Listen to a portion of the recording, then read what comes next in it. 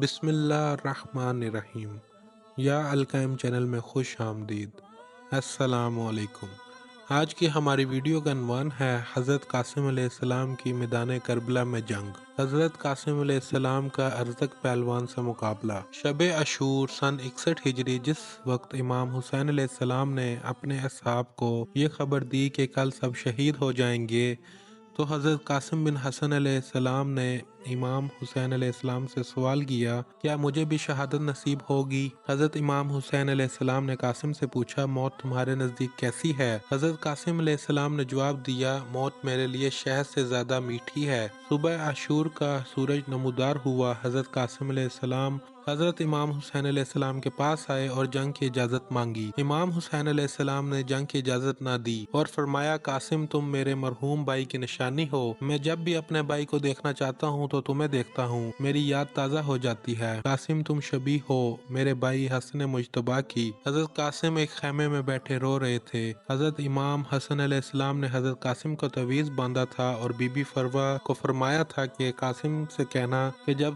سب سے زیادہ پریشان ہو تب اس تعویذ کو کھولے اور پڑھے۔ جب بی بی فروہ نے حضرت قاسم کو یہ بات بتائی تو کہا، اس سے زیادہ پریشانی اور کیا ہوگی؟ قاسم تعویذ کھولو، اس میں حل لکھا ہوگا۔ حضرت قاسم نے تعویذ کھولا، اس میں لکھا تھا، اے قاسم، اے میرے لگتے جگر، جب اپنے چاچا امام حسین علیہ السلام کو تنہا پاؤ، دیکھو کہ وہ بڑے پیاسے ہیں، مظلوم ہیں، غریب ہیں، اے قاسم تب بالکل گریز نہ کرنا، اپنی جان چچا پر قربان کر دینا۔ حضرت قاسم نے آنسو صاف کیے، بابا کا خط چچا حضرت امام حسین علیہ السلام کے پاس لے گئے اور فرمایا، یہ دیکھیں چچا، میرے بابا نے کیا لکھا ہے؟ حضرت امام حسین علیہ السلام نے خط لیا اور چوما اور مدینے کی طرف منہ کر کے فرمایا، میرے بھائی مجھے غربت میں بھی یاد رکھا ہے۔ حضرت امام حسین علیہ السلام نے فرمایا، قاسم آپ ایسی سفارش لے کر آئے ہیں کہ میں آپ کو روک نہیں سکتا۔ حضرت امام حسین علیہ السلام نے اپنی آغوش میں لے لیا اور کچھ دیر گریہ کیا۔ قاسم اصرار کرتے رہے اور امام حسین علیہ السلام کے ہاتھوں کا بوسہ لیتے رہے، یہاں تک کہ امام نے انہیں اجازت دے دی۔ حضرت قاسم اس حالت میں کہ ان کی آنکھوں سے اشک جاری تھے، میدان کا رخ کرتے ہیں اور اس طرح کہتے ہیں، اگر مجھے نہیں پہچانتے تو میں حسن مجتبیٰ علیہ السلام کا فرزند ہوں، جو نواسۂ رسول حضرت محمد صلی اللہ علیہ وسلم ہیں۔ پہلے ایک شخص آیا، اس نے آپ پر حملہ کیا، اس وار کو ڈال سے روک کر حضرت قاسم نے اپنی تلوار کا ایک ہی وار کیا اور وہ شخص واصل جہنم ہو گیا۔ پھر دو افراد آپ سے مقابلے کے لیے ایک ساتھ آئے، دونوں نے آپ پر تلوار سے وار کیا، لیکن آپ نے وہ وار خالی جانے دیا اور اپنی تلوار کا وار کر کے ان دونوں کو بھی زمین بوس کر دیا۔ عمر سعد اور شمر یہ سب دیکھ رہے تھے اور سمجھ گئے تھے کہ علی علیہ السلام کے بیٹے تو بیٹے اور ان کے پوتے بھی شیر کا جگر رکھتے ہیں۔ جب سب کو معلوم ہوا کہ یہ بچہ حضرت امام علی علیہ السلام کا پوتا ہے اور شیر کا جگر رکھتا ہے، تو آپ سے مقابلے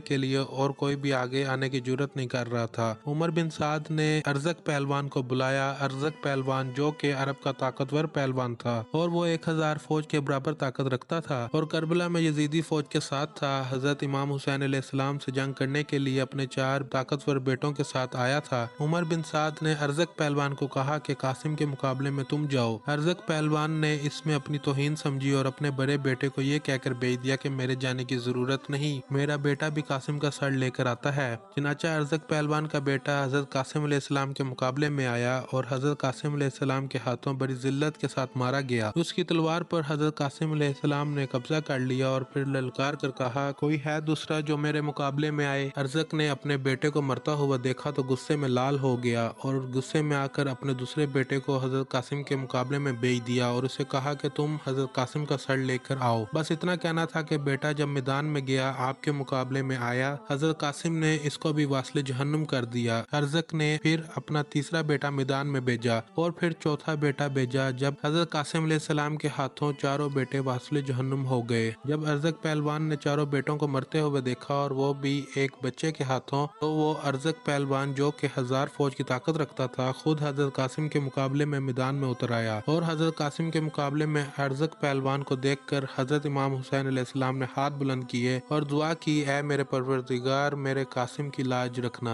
लोग दोनों की लड़ाई देखने लगे। एक तरफ हजरत कासिम अलैहिस्सलाम है और एक तरफ अरज़क पहलवान। अरज़क पहलवान ने एक के बाद एक 12 नेज़े हजरत कासिम की तरफ बहुत तेजी से फेंके। हजरत कासिम अलैहिस्सलाम ने अल्लाह की तौफीक से दी हुई ताकत से वो 12 के 12 वार रद्द कर दिए। फिर अरज़क पहलवान ने हजरत कासिम अलैहिस्सलाम के घोड़े की पुश्त पर नेज़ा मारा इतनी शिद्दत के साथ कि घोड़ा मर गया। हजरत कासिम पैदल रह गए। हजरत इमाम हुसैन अलैहिस्सलाम ने फौरन दूसरा घोड़ा भेज दिया। हजरत कासिम अलैहिस्सलाम इस पर सवार हो गए। अरज़क पहलवान ने नेज़ों के बाद तलवार निकाल ली और हजरत कासिम अलैहिस्सलाम ने भी तलवार निकाली। अरज़क पहलवान ने तलवार को देखकर कहा, ये तो मेरी तलवार है, तुम्हारे पास कैसे आई? हजरत कासिम ने फरमाया, ये तुम्हारे बड़े बेटे की निशानी है, वो तुम्हें इसका मजा चखाने के लिए मुझे दे गया है। और हजरत कासिम ने उससे फरमाया, तुम एक मशहूर सिपाही हो और ताकतवर जंगजू हो, फिर भी इस कदर बेहतियाती के मैदान में लड़ने के लिए आए हो और घोड़े का तंग ढीला रखा है और इसे कसा भी नहीं। वो देखो ज़ेन पुश्त मरकज से फिसला हुआ है। अरज़क पहलवान ने जब ये देखा तो घोड़े से उतर गया और गुस्से में हजरत कासिम की तरफ तेजी से तलवार निकाले दौड़ता हुआ आया और हजरत कासिम अलैहिस्सलाम ने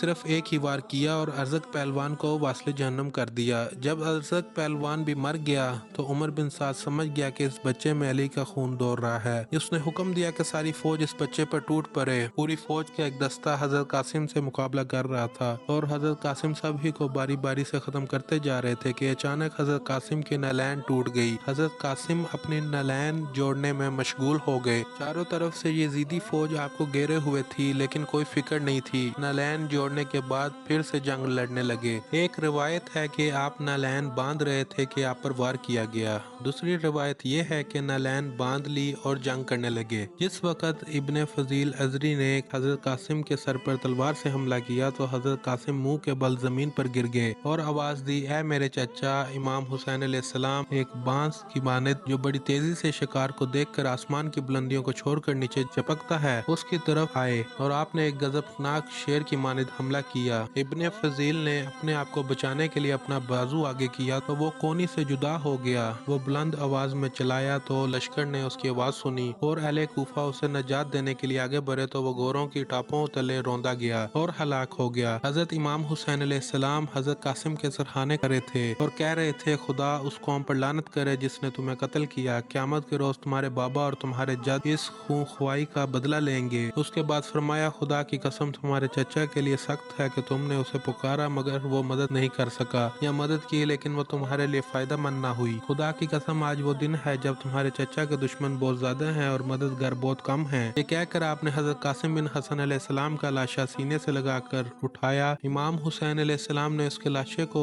बनी हाशिम के दीगर शोहदा और अपने बेटे अली अकबर अलैहिस्सलाम के पास लटा दिया। ये थी आज की video. Thank you for watching. Like, subscribe and share my channel या अलकायम टीवी।